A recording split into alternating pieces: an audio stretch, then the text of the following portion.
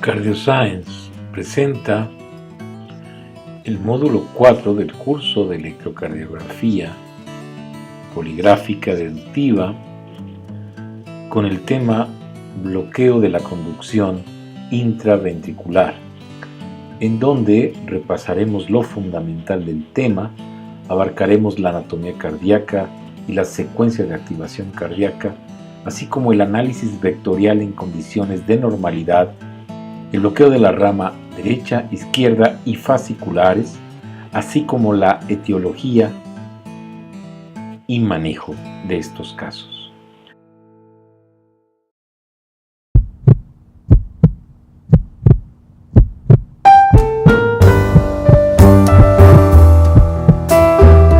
Ahora analizaremos cómo se hace el diagnóstico de bloqueo de rama derecha y bloqueo de rama izquierda. Para eso es indispensable encontrar R' en B1, B2 o B5 y B6. O sea, R empastada o QRS ancho. Vean ustedes en este diagrama cómo abajo se representa RSR', sería el dibujo habitual, o RR' o R empastada. Encontrar RR' con un QRS mayor de 0.12 segundos, o sea, mayor de 3 cuadritos pequeños de ancho, en B5 y B6, habla de bloqueo de la rama izquierda. Encontrar lo mismo, RR' mayor de 0.2 o el QRS en B1 y B2, un complejo ancho, ensanchado, empastado, habla de un bloqueo de la rama derecha de las de His. Así de fácil se hace el diagnóstico. Claro que hay otros parámetros, cambios del eje eléctrico, en fin, pero esto es la clave para determinar así de fácil. Bloqueo de rama derecha, bloqueo de rama izquierda, y es un bloqueo en la conducción intraventricular a través del sistema especializado en estas ramas. ¿Cómo se ve? R grande, empastada en B1 y B2, bloqueo de rama derecha, R grande empastada en B5 y B6, bloqueo de rama izquierda. Analizando el electrocardiograma siguiente, vemos cómo hay R empastada en B5 y B6, RR' en B5 y B6, esto es un bloqueo de la rama izquierda, el QRS es ancho y empastado en esa área. Y cuando esto se presenta en B1 y B2, donde hay RR', es un bloqueo de la rama derecha de las de His.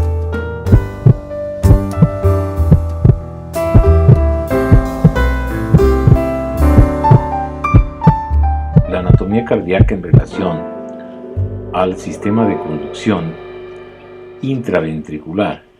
La secuencia de activación la hemos comentado, habitualmente inicia en el nodo sinusal, a través de los haces internodales llega al nodo auriculoventricular y de este pasa a través del tronco del haz de His y a los fascículos intraventriculares, que son la rama derecha del haz de His, la rama izquierda con sus dos fascículos y el fascículo medio de la rama izquierda.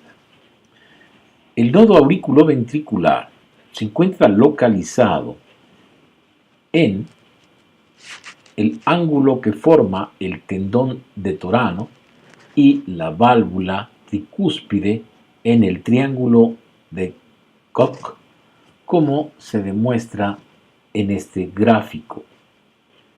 El nodo auriculoventricular, compuesto por 3 diferentes tipos de célula, se conecta finalmente con el tronco del haz de His, el cual perfora el septum membranoso intraventricular y llega hasta el septum interventricular a la porción alta a través del tabique auriculoventricular. Una vez que llega al septum interventricular, como vemos en esta diapositiva de estudio anatomopatológico, una vez que rebasa el tejido fibroso que separa las aurículas de los ventrículos y se introduce en el septum interventricular, produce la rama derecha y la rama izquierda del haz de His. Muestra la unión proximal central del nódulo AB o nodo AB cuando penetra en el cuerpo fibroso central y se convierte en el haz de His. Recorre a lo largo de la base del septum interventricular membranoso el sitio de fijación de la válvula mitral al cuerpo fibroso central. La tinción también muestra el tejido del nodo auriculoventricular en su unión con el haz de His al aproximarse al trígono fibroso, y la sección histológica del nodo AB de un individuo adulto muestra que los miocitos son más delgados y más pálidos que los miocitos que trabajan. Su organización es similar a los miocitos del nodo sinusal. Una vez que el haz de His, el tronco, ha rebasado el área fibrosa, genera las dos ramas del haz de His, la rama derecha y la rama izquierda. La rama derecha continúa en la misma dirección que el tronco de His, paralela al septum interventricular. Y la rama izquierda se desvía un poco hacia la izquierda y hacia abajo y se desplaza a través del septum interventricular izquierdo. Llega a la porción media donde se bifurca y se trifurca en 3 haces o fascículos: el fascículo antero superior, el póstero inferior y el fascículo medio. El fascículo antero superior se distribuye en la base del músculo papilar anterolateral, que se encuentra localizado en la región anterosuperior del septum y la pared anterolateral del ventrículo izquierdo.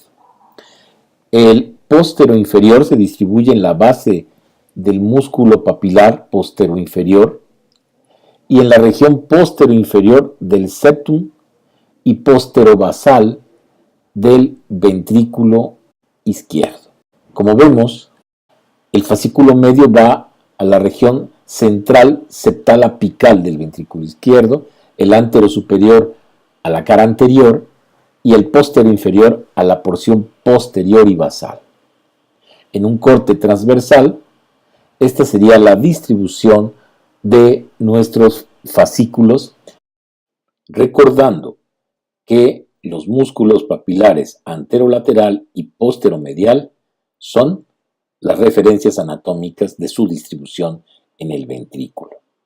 Con respecto a la circulación del sistema de conducción intraventricular, pues depende de las arterias coronarias. Estas arterias se distribuyen a lo largo de todo el sistema eléctrico y son las responsables de la irrigación del sistema de conducción intraventricular también. Como podemos ver, la arteria descendente anterior es responsable de la irrigación de la rama izquierda del haz de His y sus fascículos.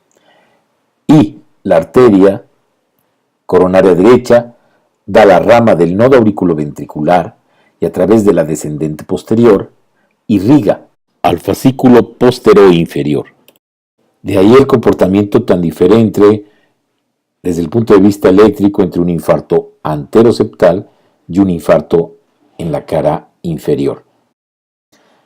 Algo importante es que en todas las gráficas van a encontrar que existe una frontera en el septum interventricular, graficada como una línea punteada.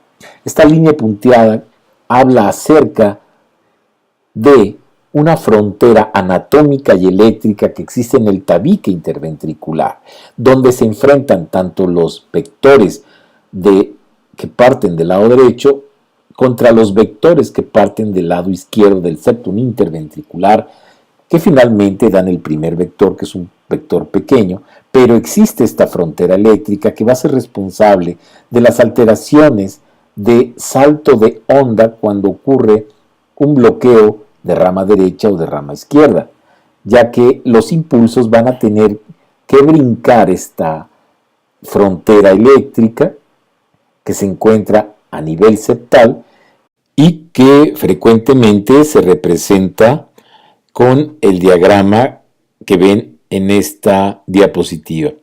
Si se dan cuenta, el septum interventricular izquierdo, que es el que está rayado de manera diagonal, es mucho más grueso en la porción posterior e inferior, y en la parte anterior es casi igual el lado derecho que el lado izquierdo.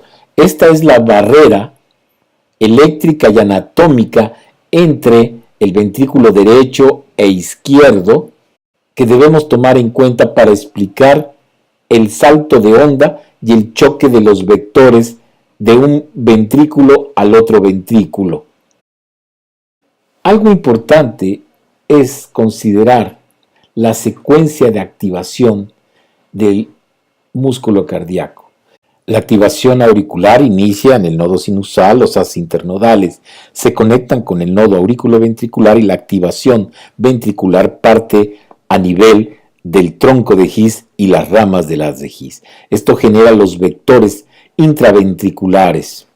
Esta secuencia de activación es indispensable para la sincronía auriculoventricular para que se mantenga un gasto cardíaco apropiado. Sincronía auriculoventricular e interventricular. Es algo relevante para entender el gasto cardíaco. Esta secuencia de eventos depende de los potenciales de acción. Tienen que seguir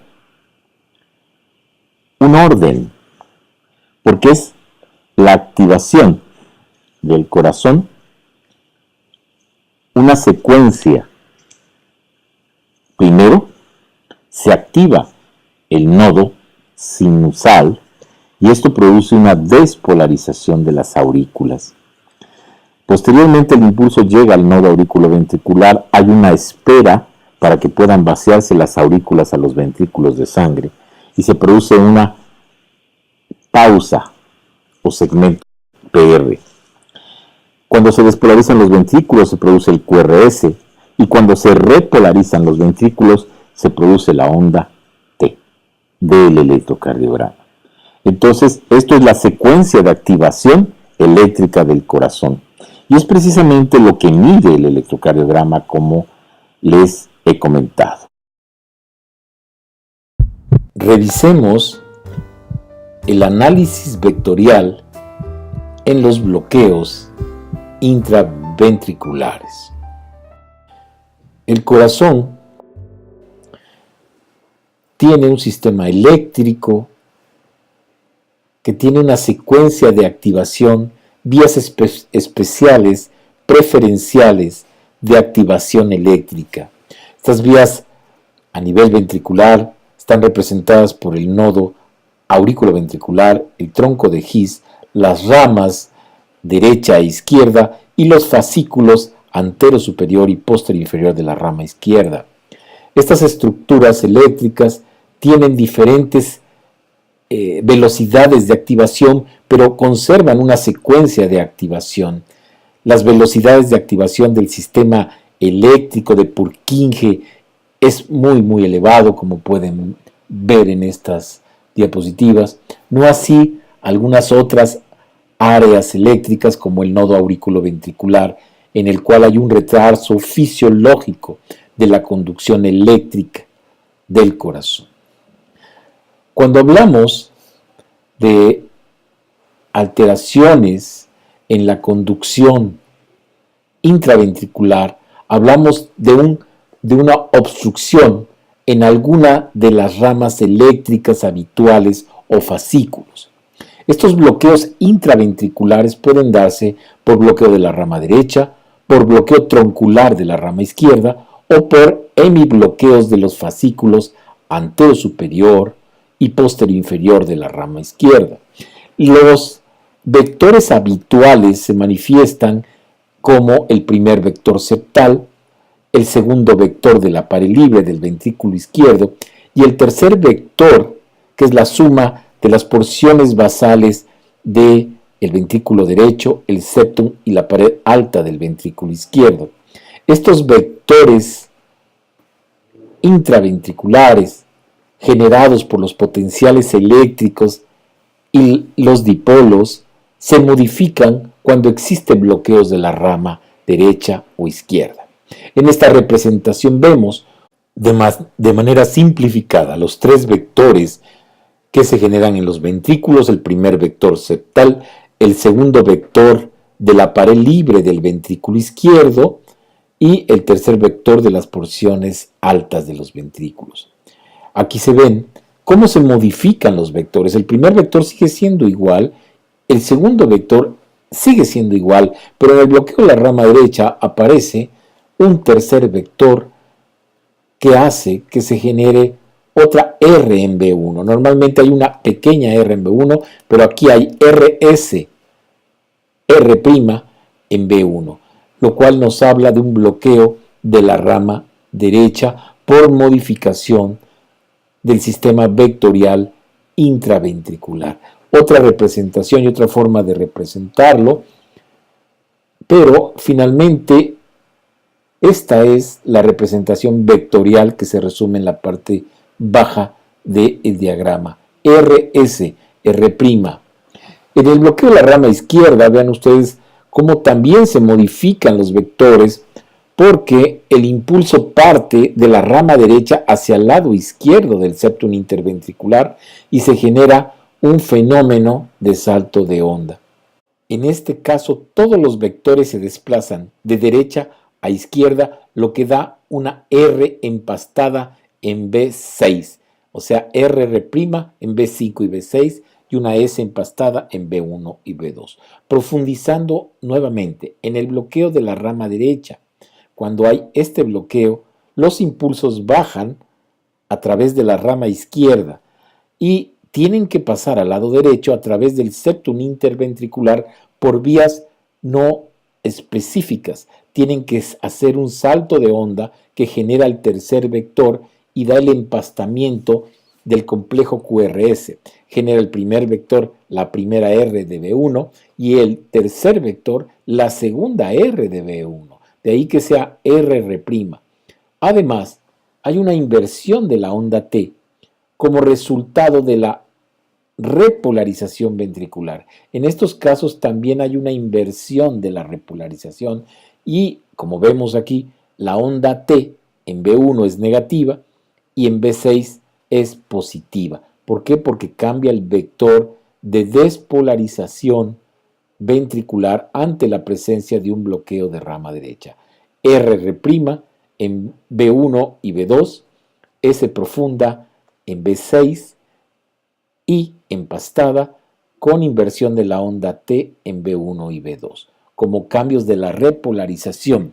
Ven ustedes un electrocardiograma normal con los vectores normales y junto se representa la modificación de los vectores en el caso de un bloqueo de la rama derecha. Vean como B1 y B2 tienen RSR' con inversión de la onda T y como B5 y B6 tienen una S empastada, o sea, SS'.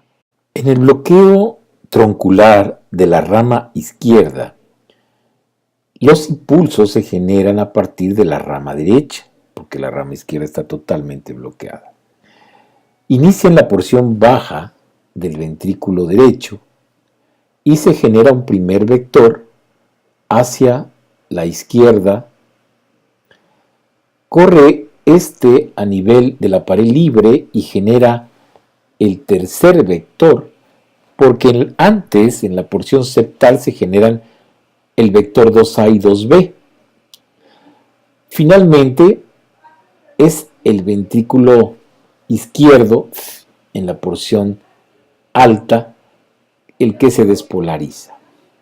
Esto genera un ensanchamiento del QRS porque las vías de conducción no son las apropiadas, y también genera un cambio en la repolarización ventricular que se traduce como cambios en la onda T, la cual se vuelve negativa.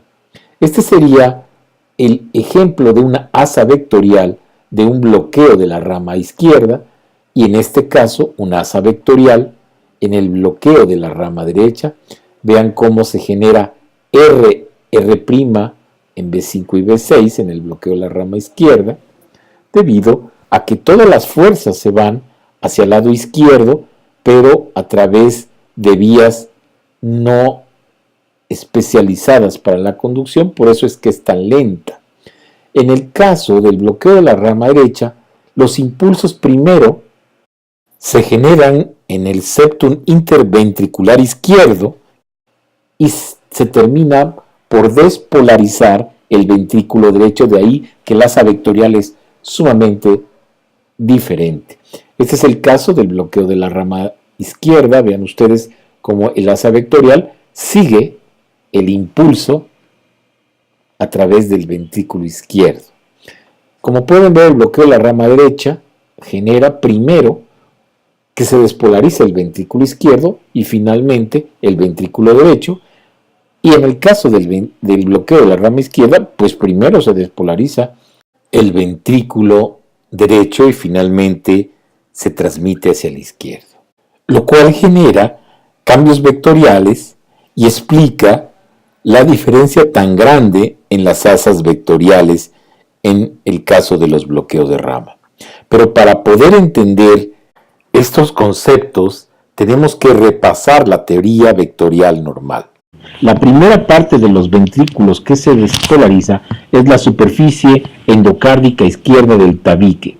Entonces, la despolarización se propaga rápidamente a ambas superficies endocárdicas del tabique y posteriormente se extiende a lo largo de las superficies endocárdicas del resto de los ventrículos. Finalmente, se extiende a través del músculo ventricular hasta el exterior del corazón progresivamente. Teniendo en cuenta este conocimiento, podemos deducir las diferentes morfologías de las derivaciones del electrocardiograma, como aquí vemos. B1 produce una R pequeña cuando se produce el primer vector septal y una S profunda cuando se aleja el vector hacia la pared libre del ventrículo izquierdo. Analicemos en base a esta teoría la despolarización ventricular en presencia de un bloqueo de la rama derecha del haz de His. La primera parte de la despolarización ventricular en el caso del bloqueo de la rama derecha es la generación del primer vector septal, que genera una pequeña R en B1 y una pequeña Q en B6. En B1 porque se acerca a este vector, el cual es pequeño y produce R porque es positivo. Posteriormente se produce la despolarización de la pared libre del ventrículo izquierdo. Esto produce una S en B1 y está produciendo la R en B6. Al terminar la despolarización del ventrículo izquierdo, se genera un vector final en las porciones basales del septum interventricular y de la pared libre del ventrículo izquierdo. Posteriormente ocurre un fenómeno de salto de onda del impulso que pasa a través del septum interventricular del ventrículo izquierdo al ventrículo derecho la conducción, y este vector se representa como una segunda R en B1 llamada R', junto con la despolarización de la pared libre del ventrículo derecho que termina en despolarizarse. Por lo tanto, nos da RS, R' en B1 y QR, S empastada en B5, B6. Ese es el complejo habitual del bloqueo de la rama derecha. Otro fenómeno que ocurre es que la repolarización ventricular, en el caso de bloqueo de rama derecha, se invierte. Y esta repolarización se representa como un vector que se aleja de B1. Por lo tanto, la onda T, que es repolarización ventricular, es negativa en B1, B2 y es positiva en B5 y B6. Es importante recordar que los cambios que produce el bloqueo de la rama derecha pueden ser también en la onda T, principalmente en B1 y B2. En B5 y B6 la onda T es positiva porque el vector de despolarización se acerca hacia el lado izquierdo, queda invertido. Finalmente, esta sería la secuencia vectocardiográfica de un bloqueo de la rama derecha, en donde pueden ver el fenómeno de salto de onda que genera una segunda R en B1 y B2 y la repolarización ventricular invertida en B1 y B2. El diagnóstico de bloqueo de rama derecha se hace por esta morfología electrocardiográfica. En B5 y B6, la S profunda y aberrada es secundaria a la suma del vector que se aleja de B6 del fenómeno de salto de onda. La secuencia, por lo tanto, se explica por la teoría vectorial y las manifestaciones electrocardiográficas se deducen gracias al conocimiento de las modificaciones vectoriales que ocurren en los bloqueos intraventriculares. En el caso del bloqueo de la rama izquierda, la despolarización del ventrículo izquierdo también sufre alteraciones. El primer vector ahora parte del lado derecho, ya que la rama izquierda está bloqueada. La primera parte del septum interventricular que se despolariza es la porción inferior del septum interventricular del lado derecho y se genera a veces un pequeño vector en B1,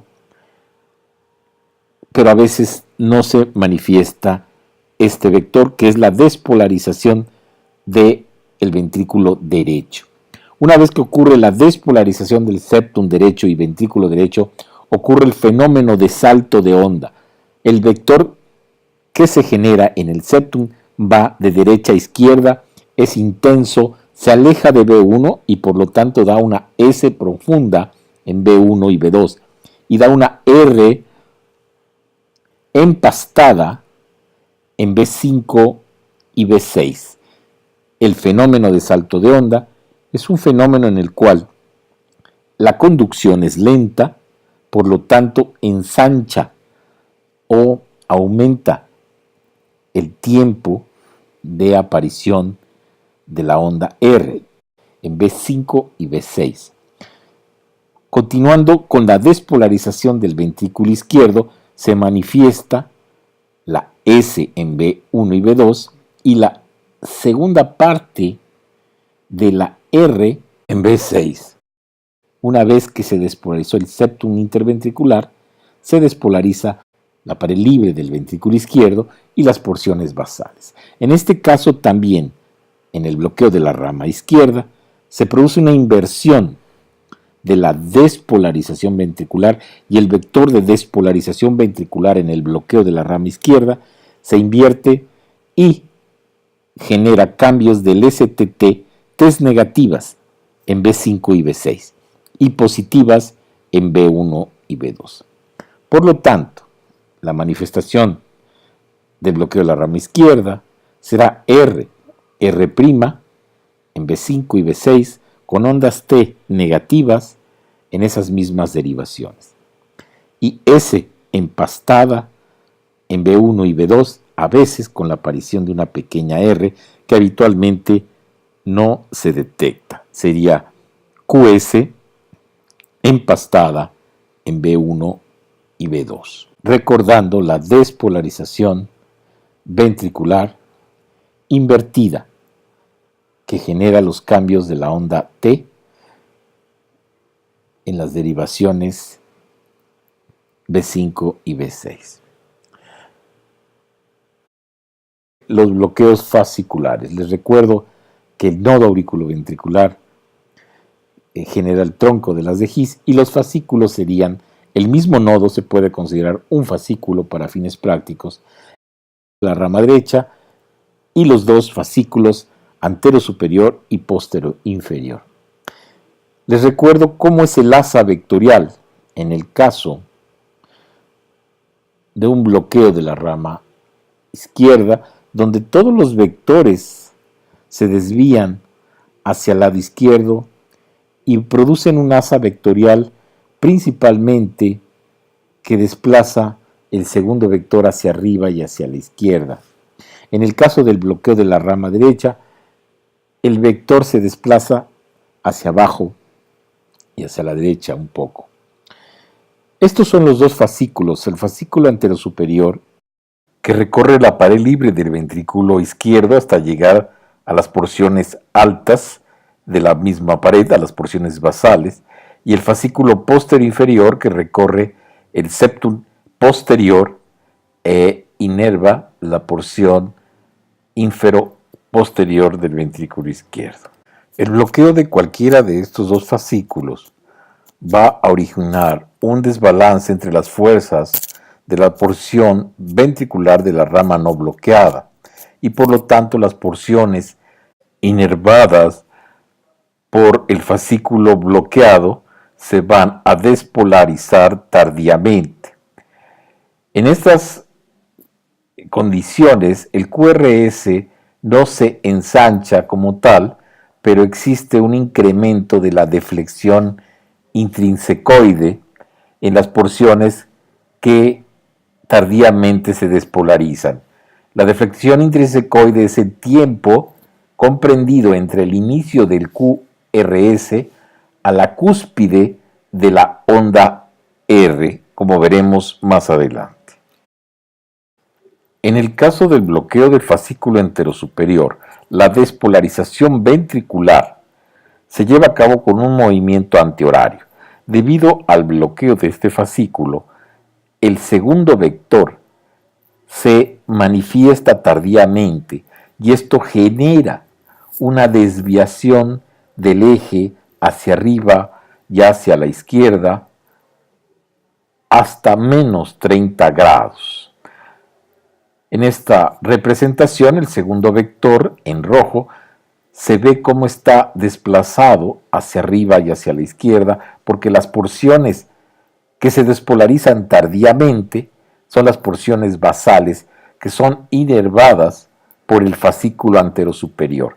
Por lo tanto, el asa vectorial se desplaza, como vemos, hacia arriba y hacia la izquierda, afectando exclusivamente la primera parte del QRS, que es la deflexión intrinsecoide, en las zonas y en las derivaciones que ven la porción alta del ventrículo izquierdo.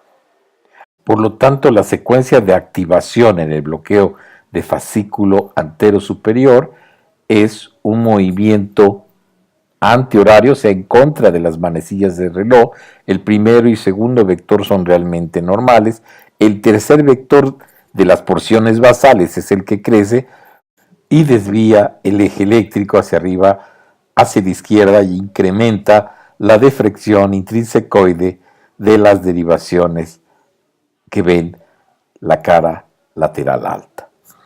En el caso del bloqueo del fascículo posterior inferior, la despolarización ventricular tiene un movimiento horario, o sea, en el mismo sentido de las manecillas del reloj. El bloqueo del fascículo posterior hace que la conducción tenga que ser por el bloqueo del fascículo antero superior y por lo tanto empieza en las porciones basales del ventrículo izquierdo y se desplaza hacia el septum interventricular, hacia la punta del corazón.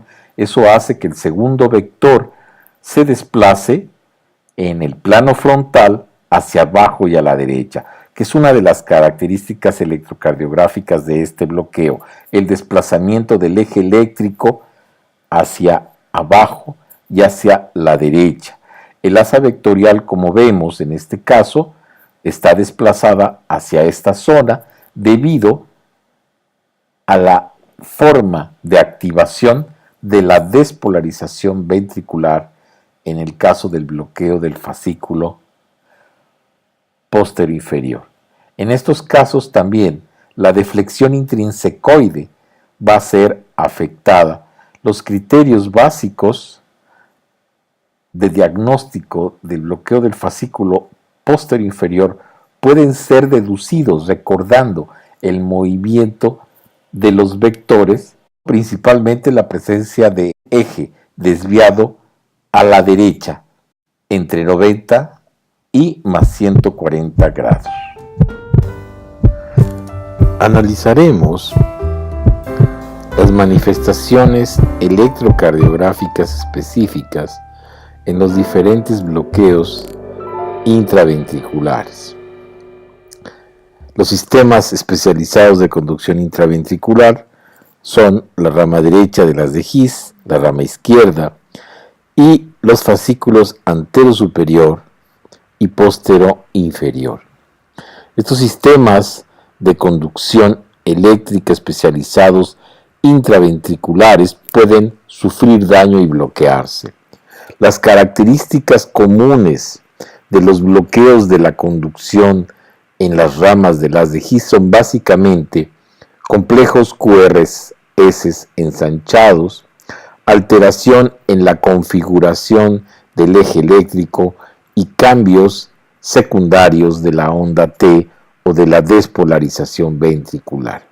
En el caso del bloqueo de la rama izquierda de las de His, se manifiesta electrocardiográficamente en B1 por la presencia de ondas QS o R pequeña S profunda empastadas, y en B6 y B5 con R empastada e inversión de la repolarización ventricular o onda T. Es importante recordar que es la suma de los vectores los que generan las diferentes ondas del electrocardiograma. El bloqueo de la rama derecha se manifiesta como R en B1 y B2 o RSR' en B1 y B2 con inversión de la onda T o de la repolarización ventricular, y ondas S empastadas en B5 y B6 con ondas T positivas. Vean ustedes cómo se manifiesta el bloqueo de la rama derecha. RS, R' en B1 y B2 con T negativa asimétrica por la repolarización inversa que existe en estos trastornos. En la comparación, en el bloqueo de la rama derecha, como hemos visto, RSR', ensanchado el QRS, ondas T negativas. Básicamente, el QRS, cuando hablamos de bloqueos de rama, debe medir más de 0.12 segundos. Y es que existe un trastorno intraventricular en la conducción. Eso hace que el QRS sea ancho. RR' en B1 y B2 para el bloqueo de rama derecha, RR' en B5 y B6 para el bloqueo de la rama izquierda. Esa es la clave para el diagnóstico electrocardiográfico de bloqueos de rama. Vean ustedes cómo se ve la magnitud del ensanchamiento del QRS en los bloqueos de rama por vías anómalas en la conducción del impulso intraventricular. B1, aquí se ve RR', la primera R equivale al ventrículo izquierdo, la segunda R o R' al ventrículo derecho, y eso será en bloqueo de la rama derecha, lo inverso en el bloqueo de la rama izquierda. Vean aquí, en este ejemplo, B1 y B2, como tienen QRS muy empastados, RR' y T's negativas como manifestación de repolarización anormal. Bloqueo de la rama derecha del haz de His. Otro ejemplo, en esta diapositiva vemos como en B1 y B2 hay RR' empastada con ondas T negativas, ondas S empastadas en B6 y en D1. Otro ejemplo de bloqueo de la rama derecha donde se ve RR' en B1 con T negativa a ese nivel, y en B2 no es tan evidente la onda T negativa. El bloqueo de la rama derecha puede ser un bloqueo avanzado o un bloqueo de primer grado. El bloqueo va a depender del tiempo o duración del QRS y la aparición de RR'. Si solamente tenemos S empastada en B1 y B2, tenemos un bloqueo incompleto de la rama derecha. Si ya se presenta la R' y mide 0.12 segundos, estamos ante la presencia de un bloqueo de rama derecha, como vemos en este ejemplo. Del lado izquierdo es un bloqueo incompleto, del lado derecho un bloqueo completo. Esto sería un bloqueo completo de la rama derecha. Hay RSR', T negativa en B1, típico de bloqueo de la rama derecha. Otro ejemplo, vean ustedes, en el lado derecho, bloqueo de la rama derecha, RR' con T's negativas en B1 y ensanchamiento también en B1 del otro electrocardiograma. Otro ejemplo más, bloqueo de la rama derecha, B1 y B2, QRS, RSR' ensanchado con T's negativas. Más ejemplos de bloqueos de la rama derecha, B1 RSR', en este caso asociado a un bloqueo del fascículo anterosuperior que veremos más adelante, RSR' en B1, T negativa, RSR' en B1, en este caso se repite la misma morfología. Bloqueo de la rama derecha, RSR'. En el caso del bloqueo de la rama izquierda, el proceso de activación es de derecha a izquierda, y entonces vamos a encontrar ausencia de onda R o R muy pequeña en B1 y RR' en B5 y B6. Vean ustedes el ensanchamiento del QRS. Mide más de 0.12 y hay R' en B5 y B6. A veces existe R en B1 y B2 como en este electro, pero hay ensanchamiento del QRS y el empastamiento se presenta en B5 y B6. RR', en este caso una pequeña R en B2, B3, ensanchado el QRS. Aquí es mucho más evidente el ensanchamiento, de hecho es una S empastada, QS en B1 y RR' en B5 y B6.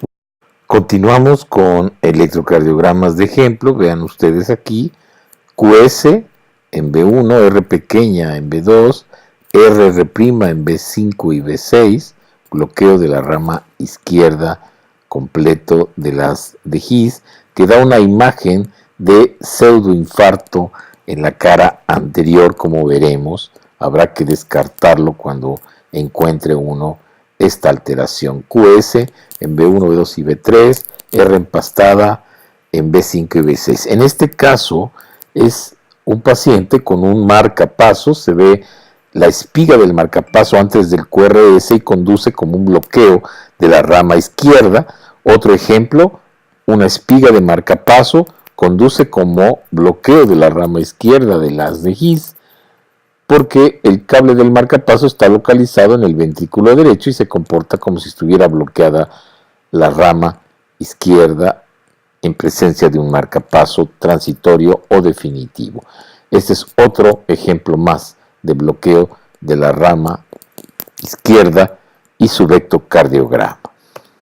En presencia de bloqueo de la rama izquierda existen cambios secundarios del STT que son normales o propios de un bloqueo de la rama izquierda, pero como les comenté, da una imagen similar a un infarto agudo al miocardio.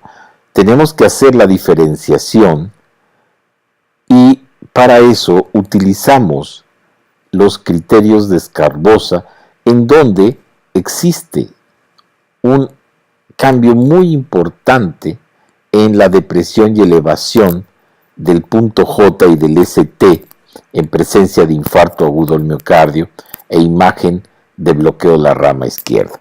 Si existe una discordancia excesiva, si el punto J está por arriba de 0.2 milímetros, debe pensarse que hay un infarto agudo al miocardio.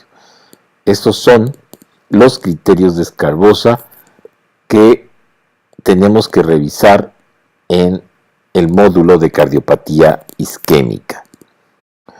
Y es el caso de este electrocardiograma en donde hay un infarto agudo al miocardio anteroseptal con una discordancia del ST importante e imagen de bloqueo de la rama izquierda de las de His.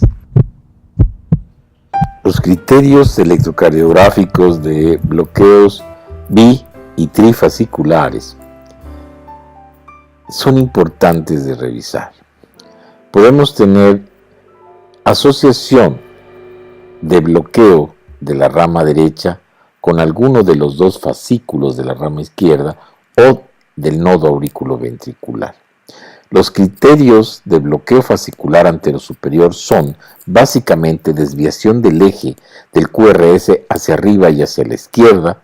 La duración del QRS es menor de 0.12 segundos, pero el tiempo de deflexión intrinsecoide es mayor de 50 milisegundos en ABL. O sea, ABL dura más su deflexión intrinsecoide que B6, debido al bloqueo del fascículo, que retrasa la activación de las porciones basales del ventrículo izquierdo.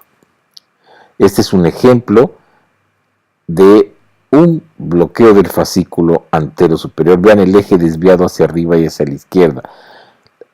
D2, D3 y ABF son negativas, lo cual quiere decir que el eje está hacia arriba, y D1 es positivo, está hacia la izquierda.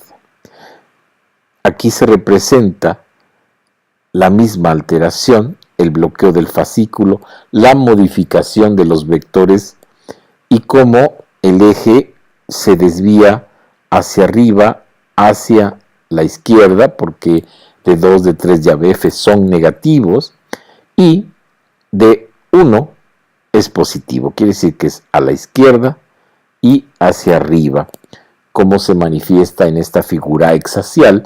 El bloqueo del fascículo anterosuperior está por arriba de los menos 30 grados debido a la alteración en la conducción intraventricular. Otro ejemplo más, vean ustedes cómo se ve D1 positivo a la izquierda, D2, D3 y ABF muy a la izquierda y hacia arriba.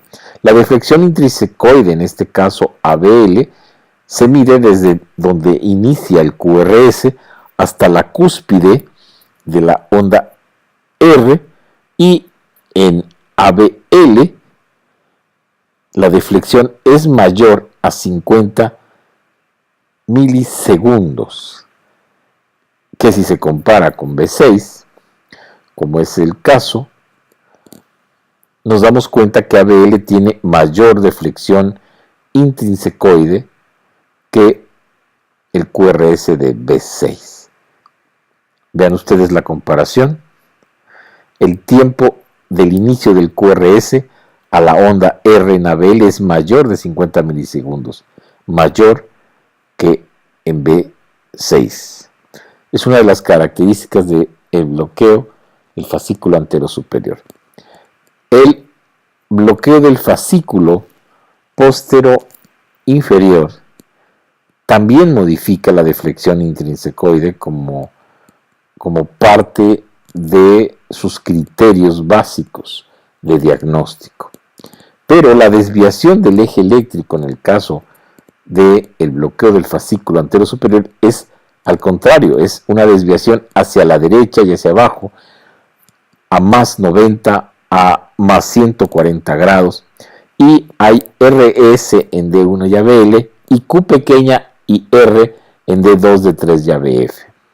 El tiempo de deflexión intrínsecoide está aumentado, pero ahora en B6, o sea, es más el tiempo de deflexión intrínsecoide en B6 que en ABL. Vean ustedes, este es un ejemplo.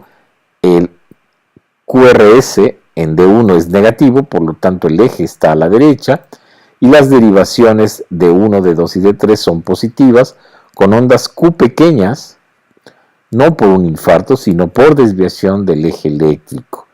Cuando existe bloqueo del fascículo póstero inferior, como es lógico, el vector 2 gira hacia el lado derecho y hacia abajo.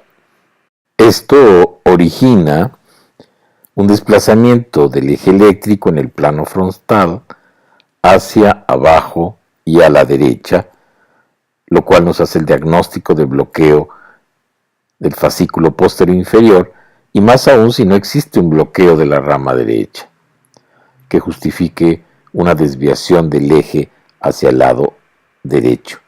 Otro ejemplo del bloqueo del fascículo póstero inferior, vean ustedes, R pequeña S en D1 ABL, el eje desviado hacia la derecha, y ondas Q pequeñas en D2, D3 y ABF.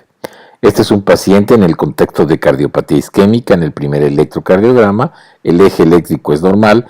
En el segundo, se ve una desviación del eje a la derecha, R pequeña S profunda en D1 y ABL, D2 y 3 y ABF positivos. Es un bloqueo del fascículo póstero inferior que no tenía, secundario a cardiopatía isquémica. Otro ejemplo también asociado a isquemia por la presencia de ondas T. Vean el eje eléctrico desviado hacia abajo y hacia la derecha, porque D1 es negativo, el eje está a la derecha, y D2, D3 y ABF positivos está hacia abajo, por un bloqueo del fascículo póstero inferior secundario a isquemia miocárdica. Al medir la deflexión intrínsecoide, en este caso B6, mide más la deflexión intrínsecoide, más de 50 milisegundos, que ABL, porque la orientación del fascículo póstero inferior es hacia la porción posterior del septum interventricular y de la cara posterior del ventrículo izquierdo. Los bloqueos bifasciculares son la asociación de dos fascículos bloqueados. Esto puede ser un bloqueo de la rama derecha asociado a un bloqueo del fascículo antero superior, o a un bloqueo del fascículo póstero inferior, o a un bloqueo aurículo-ventricular de primer grado que se debe considerar como un tercer fascículo. De ahí que tenemos bloqueos trifasciculares y bifasciculares. Debe considerarse un bloqueo trifascicular a la asociación de bloqueo de la rama derecha con un fascículo antero superior y un bloqueo auriculoventricular de primer grado, por ejemplo. En este caso, vemos que el eje eléctrico está desviado hacia arriba y hacia la izquierda por un bloqueo del fascículo antero superior y RR' en B1, o sea, un bloqueo de rama derecha asociado a un bloqueo del fascículo antero superior. En ambos electrocardiogramas se manifiesta esta alteración. En este caso, el eje eléctrico está desviado hacia la derecha por un bloqueo del fascículo póstero inferior relacionado con un bloqueo de la rama derecha por la presencia de RR' en B1 y B2. O sea, el eje eléctrico desviado a la derecha con onda Q pequeña en D2 de 3 de ABF y RR' en B1 y B2. Bloqueo de la rama derecha asociado a un bloqueo del fascículo póstero inferior. Se presenta la diferencia entre un bloqueo bifascicular por un bloqueo de rama derecha y un bloqueo del fascículo antero superior. Se compara con un bloqueo de rama derecha y un bloqueo del fascículo póstero inferior del lado derecho. Estos son bloqueos bifasciculares, rama derecha con un fascículo de la rama izquierda. En este caso, nuevamente podemos ver un bloqueo de la rama derecha por RSR' en B1 y B2, el eje eléctrico desviado hacia arriba y hacia la izquierda por un bloqueo del fascículo antero superior. Lo mismo podemos notar en este electrocardiograma, donde se ve R empastada en B1 y B2 por bloqueo de la rama derecha y el eje desviado hacia arriba y a la izquierda por un fascículo antero superior. Pero además existe una prolongación del PR mayor de 0.20 segundos. Por lo tanto, también tiene un bloqueo AB de primer grado. Por lo tanto, esto se considera un bloqueo trifascicular. El bloqueo AB, el bloqueo de la rama derecha y el bloqueo del fascículo antero superior. Bloqueos bifasciculares, bloqueos trifasciculares.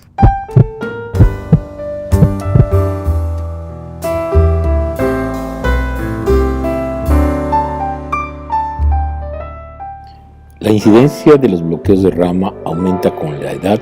Se estima que se presenta en 11% de varones y en 5% de mujeres de más de 60 años, según en el análisis de Framingham. El bloqueo de rama derecha puede ser un hallazgo sin que tenga traducción patológica, pero se ve principalmente en pacientes con hipertensión arterial, cardiopatía isquémica, cardiopatía congénita o valvular reumática, en el cor pulmonale, en miocarditis, en cardiopatías congénitas como la comunicación interauricular, la coartación aórtica o la enfermedad de Epstein. El pronóstico del bloqueo de rama derecha depende de la cardiopatía subyacente que lo genera.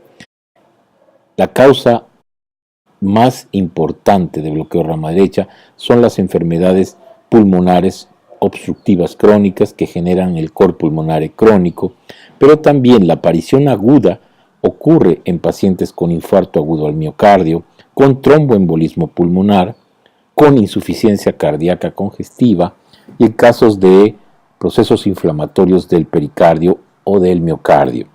Las causas más frecuentes del bloqueo crónico de la rama derecha son la cardiopatía hipertensiva y la enfermedad coronaria. El bloqueo de rama derecha también puede verse en miocardiopatías, miocarditis, cardiopatías valvulares y en la enfermedad degenerativa del sistema de conducción en las enfermedades de Lenegre y Lev, por ejemplo. En cirugía cardíaca es frecuente encontrar el bloqueo de la rama derecha crónico. Un bloqueo de rama izquierda de reciente aparición y agudo se presenta en infarto agudo al miocardio, principalmente porque como vimos, la irrigación del sistema de conducción depende de la arteria descendente anterior principalmente. También se presenta esto en insuficiencia cardíaca, en pericarditis y en miocarditis. La imagen electrocardiográfica de el impulso de un marcapaso va a ser un bloqueo de la rama izquierda, porque el cable se introduce en el ventrículo derecho y se comporta como un bloqueo de rama izquierda. Las principales anomalías de la conducción asociadas al infarto al miocardio son los trastornos de la conducción auriculoventricular e intraventricular. Los retrasos de la conducción intraventricular son transitorios en un 18% y solamente 5% persisten después de un infarto a miocardio o de un síndrome coronario agudo. A diferencia de lo que ocurre con el bloqueo de la rama derecha, el encontrar bloqueo de rama izquierda indica frecuentemente alguna forma de cardiopatía, debido a que es un hallazgo relativamente infrecuente en menos del 10% de los corazones normales. En general, el bloqueo de la rama izquierda es más común que el bloqueo de la rama derecha y las causas principales de bloqueo de la rama izquierda son la cardiopatía hipertensiva y la cardiopatía isquémica. Las valvulopatías, las miocarditis y los tumores cardíacos pueden dar este tipo de alteración, así como las alteraciones degenerativas del sistema eléctrico intraventricular. Las indicaciones para la colocación de un marcapaso en bloqueos bi y trifasciculares clase 1 son el bloqueo bifascicular con bloqueo AB completo intermitente, el bloqueo bifascicular con bloqueo AB de segundo grado tipo 2 y el bloqueo de rama del haz de His alternante. El tratamiento de las anomalías de la conducción intraventricular en pacientes asintomáticos no requieren marcapasos cardíacos permanentes. Se debe implantar un marcapaso cardíaco a los pacientes con bloqueo trifascicular verdadero, es decir, con un bloqueo alternante de la rama del haz de His, un bloqueo bifascicular crónico, un bloqueo AB de segundo grado MOBIS 2, el bloqueo AB completo intermitente y en pacientes con bloqueo de rama izquierda y miocardiopatía dilatada se debe evaluar el uso de resincronizador ventricular para mejorar la función sistólica y evitar la asincronía. Es importante recordar también que muchos fármacos antiarrítmicos pueden producir un aumento del bloqueo de la conducción en las ramas especializadas del sistema, por lo que hay que tenerlo en consideración cuando se da este tipo de fármaco. El pronóstico de las anomalías de la conducción intraventricular. El bloqueo de la rama del haz de His y el bloqueo bifascicular se asocian a una mortalidad superior, pero estos trastornos en general se consideran benignos. La mortalidad se explica más por la cardiopatía de fondo. El bloqueo de la rama izquierda puede ser un factor de mayor mortalidad en pacientes con insuficiencia cardíaca. La incidencia anual de progresión del bloqueo AB es baja.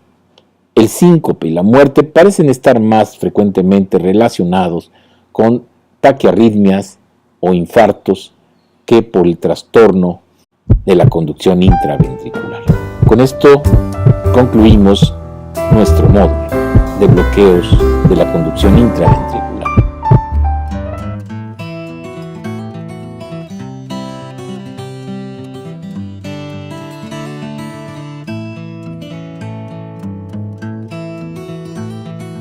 Los invito para que consulten nuestra página www.cardioscience.com.mx, donde pueden complementar en forma de taller lo aprendido. Muchas gracias.